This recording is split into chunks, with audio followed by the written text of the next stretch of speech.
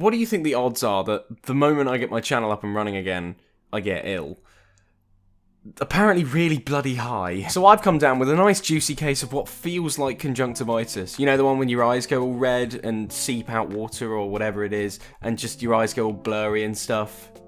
God, I didn't see that one coming. But a promise is a promise. I can't breathe or see or do anything that's biologically necessary.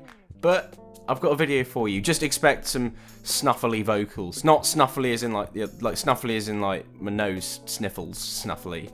You know, I'm not going to do some sexual act and just kill myself. Although that'd be a hell of a way to go. Anyway, I'd like to formally welcome you all back to the Nitalics channel exclusive Rapid Retrospect, where today we're going to be talking about Ben 10 Protector of Earth, because in this kind of climate, we seriously fucking need one. For all of you who didn't grow up between the glory days of December 27th, 2005 to April 15th, 2008, then firstly, wow, you're all really, really young. In fact, what came out in 2007? Oh my god, is that Mario Galaxy? Holy shit. Right. So, if you're younger than the first iPhone, which also came out in 2007, yeah.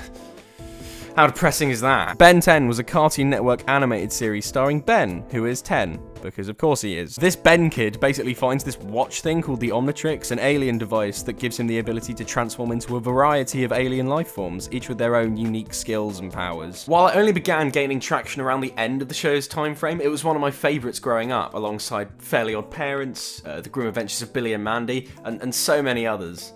Phew.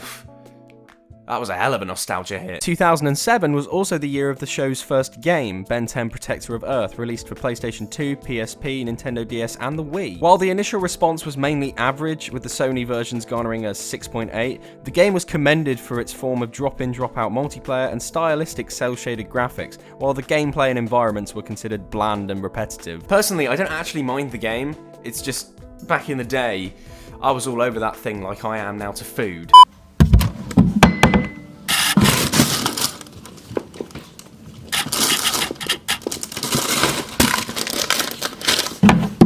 While I can now point out some major issues, as a kid I was a very casual gamer, and this kind of stuff was just right down my alley. Plus I thought the show was orgasmically good. And I don't use that word lightly.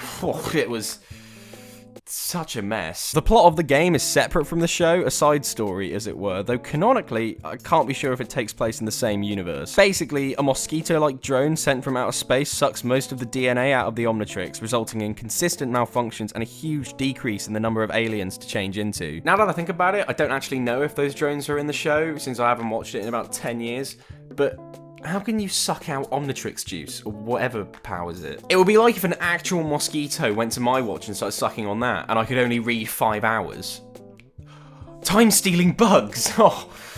Oh, maybe I just can't tell the time. You only have Heat Blast and Forearms in the first mission as a result of this sucking. However, following a fight through multiple drones and defeating some giant mech drone thing, Ben finds an Omnitrix crystal which gives him access to Accelerate. These crystals then become the main hunt throughout the rest of the story. There is this final section where it's revealed that Vilgax is gonna like suck the Earth into the Null Void, which is like some sucking black hole for aliens where they can't escape. But that only becomes important in the last 2 missions. The main plot is just, there's some lost crystals, go and get them. Now I get that starting without the majority of Ben's aliens is integral to the plot, and that's fine. I can understand the sacrifice. You know, it wouldn't be much of a challenge, let alone a game, if you had all 10 from the start. The problem I have with the game is that even at the end, you still only get 5 of them. I've never understood that. They may as well have just called it like Ben 5. Protector of the Northern Hemisphere. Throughout the story, you travel around the US of A in Grandpa Max's van and battle with all the famous enemies from the show, such as Enoch, 66, Ghost Freak, Dr. Amino, Kevin 11, Vilgax, and some plant thing. Yeah, I don't know either. The only real shitty thing in this game is the quick time events, which mainly turn up in said boss levels. They basically allow you to execute a special attack at certain points of the battle, but they could very easily be replaced or removed entirely, and the game would be no different. After completing certain bosses, you are rewarded with a crystal. And you know what that means? First comes Speedy Boy Accelerate, then Cannonball, and finally comes Wildvine, and you can guess which boss he comes from. All the playable aliens have All the playable aliens have their own unique attacks, each performed when a certain button combination is pressed. You've got your fairly standard light and heavy attacks, each of which can be mixed Mortal Kombat style, as well as your alien special move, which is completely unique to them. Their names, moves, and general power are all specific to that alien, so you have Heat Blast throwing projectiles, Accelerate speeding through enemies, to Cannibal with the ability to just fucking flatten enemies. In conjunction with attacks, each alien has specific abilities that help with the platforming elements of the game. Cannonball can shoot up and across ramps, Wildvine can swing on floating green thorn balls, Forearms can pick up and manipulate blocks, and several others that you'll discover throughout different levels. As you progress through, more platforming sections will arise, alongside bosses as we mentioned. And when you're not travelling around doing all that, you're basically just kicking the asses of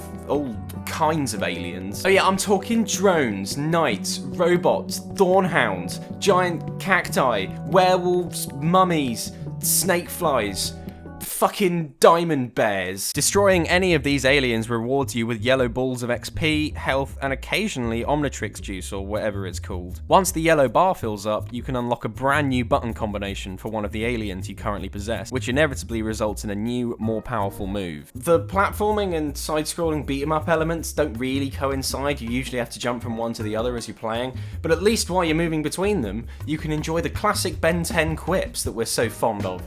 And they're just... Christ. Okay, they're not all bad. Some of them are genuinely funny, but some of the others just...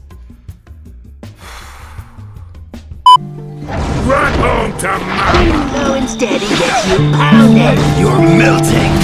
Oh, what a world! Yeah, they're really bad. Besides quips, there are several collectibles and goals within every level. 3 Sumo Slammer cards are hidden in each main level, and once collected unlock features such as classic clips from the show. Remember when extras were a thing and you didn't have to pay for them? Moreover, after every level, what's known as plumber ranks are rewarded depending on how fast you beat the level. If you get an A rank, you get a character view, usually a boss or a villain of some sort. The final creme de cassis, or however the French pronounce it. Bonjour, monsieur. Would you care for some creme de la creme? Is the Omnitrix Master Control. This allows Ben to be in alien mode for an infinite amount of time and swap between all his aliens at will without draining any Omnitrix energy. It's pretty swell. Ben 10 Protector of Earth is about as middle of the road as you can get for the time period. While 2007 Super Mario Galaxy was living it up as the 6th best game of all time. Holy shit! 2007's Ben 10 Protector of Earth was a pleasant addition to the array of cartoon video games out there. And for the people that grew up with these shows like me and possibly a lot of you, however old you are, it was a great way of seeing the expanded possibilities of all our favourite shows. And nowadays, it's just nice to relive my childhood every once in a while, because fuck me, I really need it.